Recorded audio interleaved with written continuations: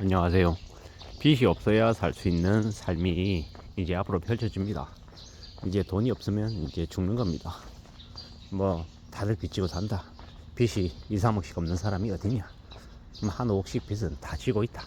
이렇게 얘기하는 사람들이 이제 10명 중에 한 4명, 그리고 한 6명 정도는 빚 없이 살거나 아니면 대려 자산이 플러스여서 이자 소득을 받으며 삽니다. 어느 쪽에 속할지는 그 개개인들의 이제 삶의 방식하고 또 이제 직접적으로 연관이 되어 있는데요. 우리는 정말로 정신 바짝 차리고 살아가야 됩니다.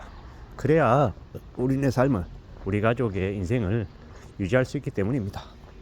이제 결국 앞으로 이제 부동산 폭망하고 주식시장도 이제 대붕괴를 할 수밖에 없다라는 겁니다. 그 시기가 조금 빨리 오냐 조금 늦게 오냐 뭐 요 정도의 차이가 있을 뿐 결국 결말은 피할 수 없다라고 봐야 됩니다. 이제 2024년 이제 5월에 경기대응 완충자본 적립 1% 적립합니다. 그리고 2024년 7월 1일부터요 스트레스 DSR 50% 적용하고요. 2025년 1월 1일부터는 스트레스 DSR 100% 적용하고요. 그러면 이제 가상금리, 시중금리 이제 2, 3% 올라가는 건 그냥 이제 벌어지는 일이다라는 겁니다. 아무리 기준금리가 내려가도 그 시용점수에 따라서, 조건에 따라서 이제 개개인별로 이제 부담해야 되는 금리가 확 달라지는 거죠.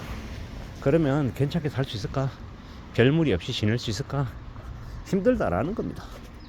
이자를 5억 빌렸을 때 이자 90만 원 내다가 이제 지금요 한 150만 원, 160만 원 이렇게 내고 있잖아요. 그게 이제 좀 더 시간이 지나면요 이자가 200되고 250되고 뭐 그 이상이 되면 견딜 수 있겠냐라는 겁니다. 견디기 어려울 겁니다. 지금 그냥 보험 약관 대출도 이제 다 써가지고 보험 해지해야 되는 지경에 이런 사람들이 계속 늘어나고 있죠. 이게 그냥 이걸로 끝이 아니다라는 겁니다. 미국의 기준금리를 2024년에 아예 안 내릴 수도 있다라는 전망도 지금 나올 정도로 상황이 심상치 않습니다. 미국의 물가가 안 잡히고 있다라는 거고요. 또 실업률이 또 계속 이제 낮은 상태로 이제 가고 있습니다. 이걸 뭐라고 생각해야 될 것 같습니까? 한국도 마찬가지고요. 한국도 우리네 이제 버스비고 지하철 요금이고 교통 요금은 이제 감당하기 빡세고 전기세, 뭐 가스비, 뭐 이래저래 계속 이제 올라갈 것 같고요. 국민연금 이제 연금 납부율도 이제 올라갈 거고 이래저래 깝깝하고 답답한 일들이 계속 벌어질 것 같다라고 보입니다. 참 암담하고 답답하고 우려스러운 거죠. 이걸 어떻게 해야 되나 라는 생각도 이제 더욱더 하게 되는 거고요. 앞으로 더 빡빡하고 더 힘들어지는 일상들이 펼쳐질 것인데 그에 대해서 우리는 어떻게 정하며 살아야 될까요? 결국 다운사이징하고 또 좀 더 조심하고 삶을 좀 더 이제 엄중하게 바라보는 게 아마 제일 필요한 상황들 같습니다. 그래야 견딜 수 있을 것 같습니다. 그냥 가만히 있으면서 어떻게 되겠지 뭐 이런 생각으로 나 몰라라 하고 놔버리면 인생이 이제 더 이제 엉망되는 거죠. 참 이제 무서운 시대가 이제 열렸다라고 봐야 됩니다. 단돈 10만 원도 없어서 허덕이는 사람도 많고요. 누가 그런 얘기를 하더라고요.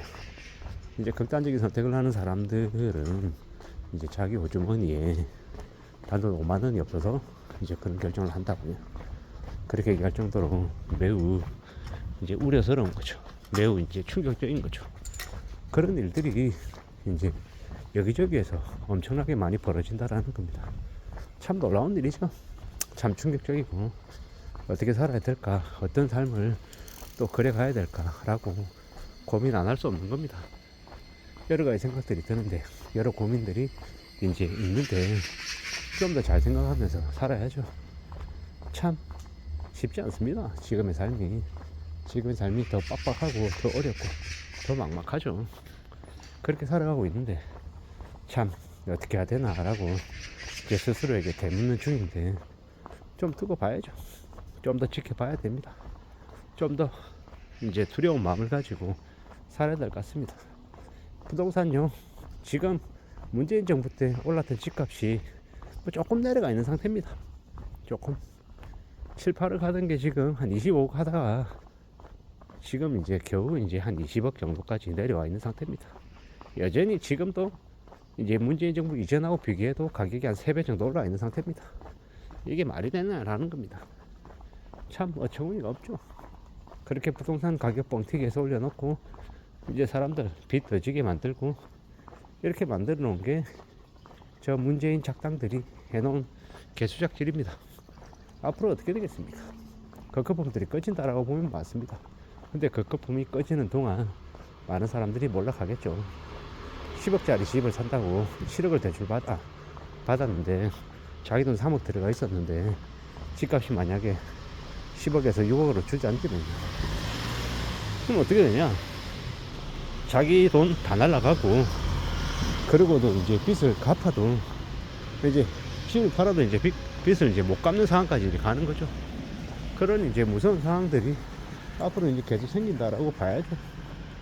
그럴 줄 몰랐다는 등, 다 질 줄 알았다라는 등, 뭐 이제 엄청나게 충격적인 일들이 계속 이제 터져 나올 텐데, 그러한 것들은 금방 해결되지 않는다. 무리하게 연끌하고 비투한 사람들이 다 망가지고 다 망하고 나면 그러면 끝날 거다라는 겁니다. 그러고 나면 다시 이제 시작하겠죠. 그 전까지는요 무지하게 어려울 거다라는 겁니다. 무지하게 만만하지 않을 거다라고 생각해야 됩니다. 참 무서운 얘기죠. 답답하고 암담하고 놀라운 얘기입니다. 어떻게 살아야 될까? 어떤 마음으로 지낼 수 있을까? 스스로에게 되묻고 또 애쓰고 해도 참 이제 깝깝할 겁니다. 누가 뭐라 그래도 좀 정신 바짝 차리고 살아야 되는데 그게 쉽지 않더라는 겁니다. 어떻게 하겠습니까? 어떻게 살 수 있겠습니까?